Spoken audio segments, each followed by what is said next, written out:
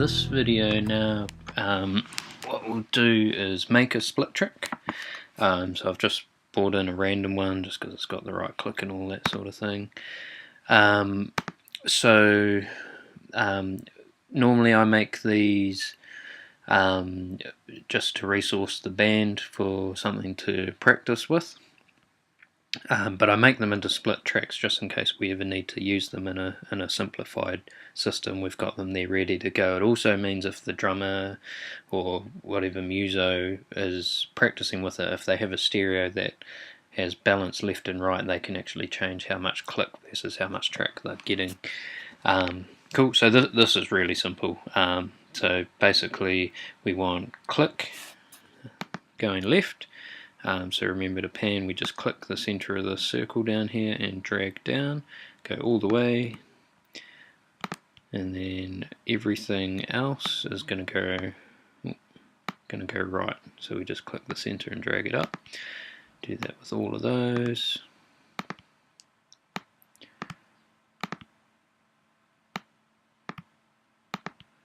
Excuse me, I can just down arrow.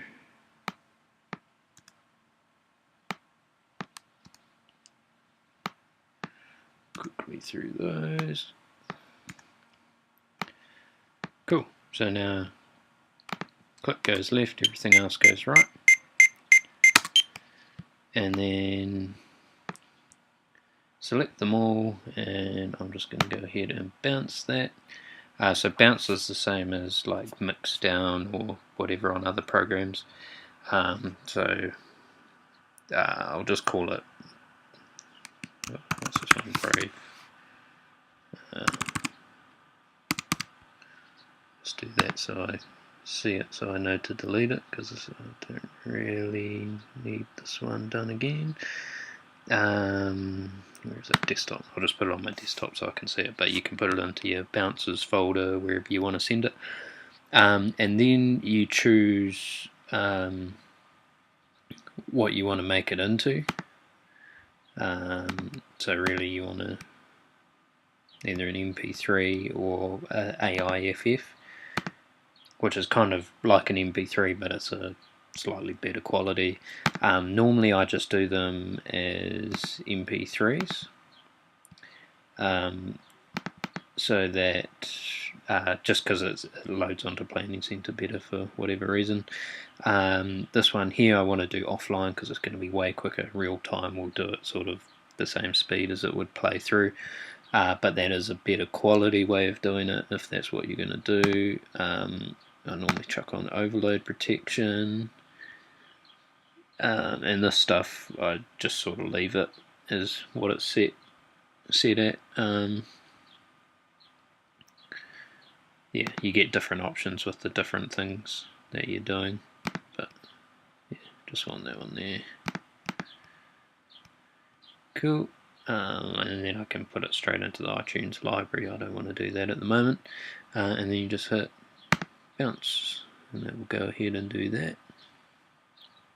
So that takes these files, basically puts them all together, and then makes it into a normal MP3 track that you can play in iTunes and all that sort of stuff. Do its thing.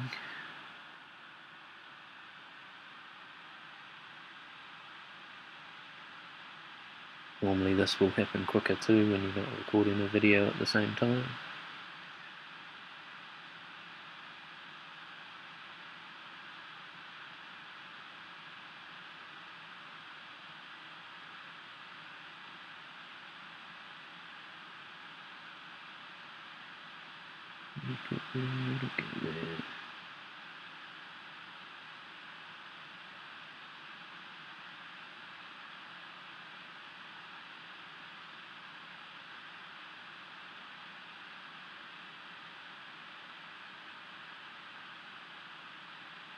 What I should have probably called it was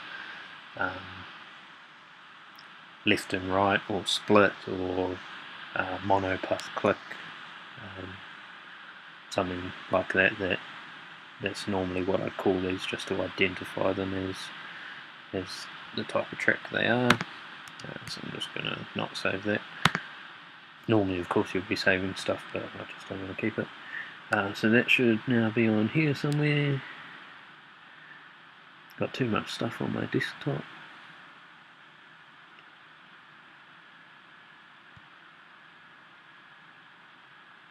There. What am I looking at folders for?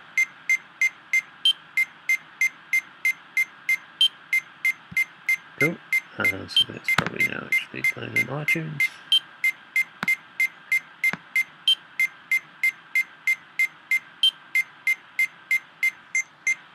And there it is. If it brings along, then you'll start.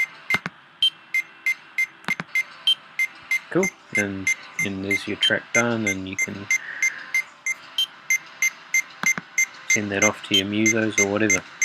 Cool.